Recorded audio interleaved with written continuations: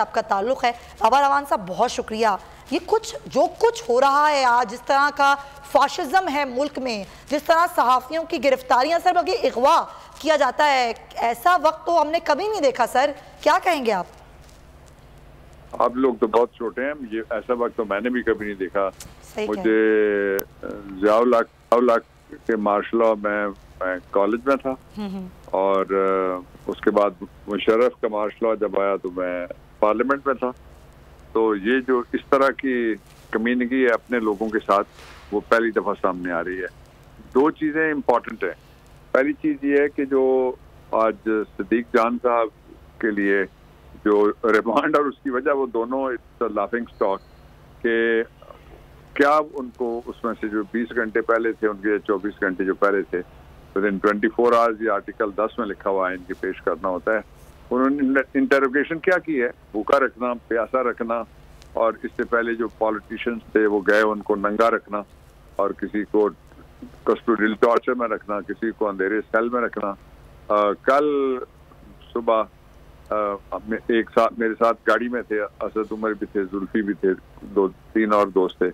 तो जो डिटेल्स हैं वो तो बाकायदा हॉरर है कि किस तरह से उनके साथ भी ऐसा ही सलूक हुआ कि खाना नहीं है और 8 बजे 8 का सेल है, और रात को 12-12 घंटे की जो जुल्फी वगैरह थे उनको तकरीबन 13 घंटे पिंडी की मुख्तलिफ सड़कों पर दौड़ाया गया कि आप उतर जाएं, और फिर उसके बाद उनको शाहपुर ले जाया गया और इनको राजनपुर शिफ्ट किया गया। ये सारा हो क्यों रहा है? ये बुनियादी सवाल है जिसको मैं आपके सामने रखना चाहता हूँ।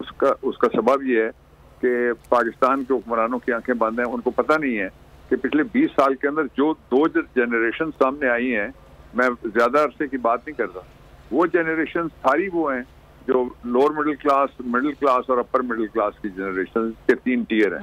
जो नए ये स्कूल खुले प्राइवेट लोगों को, जो नए टूल्स मिले लोगों को, जो नया सोशल मीडिया मिला, ऑल्टरनेट मीडिया मिला, उनके हाथ में मोबाइल फोन आ गए जिसके ऊपर वो खुद रिपोर्टर बन गए, वो वीडियो बना सकते हैं, वो ऑडियो अपनी भेज सकते हैं, एवरी वॉइस इज हर्ड।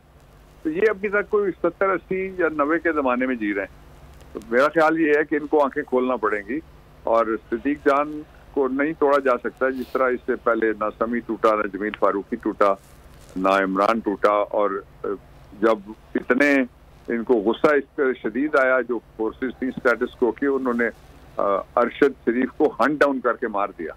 तो इसलिए इससे कुछ भी नहीं होना, और ये एक दिन है जो 24 घंटे हैं ये भी गुजर जाने हैं, और सिवाय बदनामी के और सिवाय लोगों में और फ्रस्ट्रेशन के ये कुछ भी बढ़ा नहीं रहे।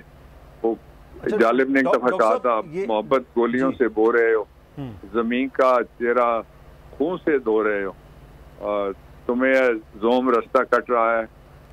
लेकिन आगे उन्होंने ये कहा कि यकीन मुझको है मंजिल खो रहे हैं। बहुत शुक्रिया डॉक्टर बाबर अवान साहब हमारे साथ मौजूद थे, सीनियर कानूनदान, और इस वक्त एंकर पर्सन वहाब गुफ्तगू कर रहे हैं प्रेस क्लब के बाहर। गया है, इसे उठा लो तो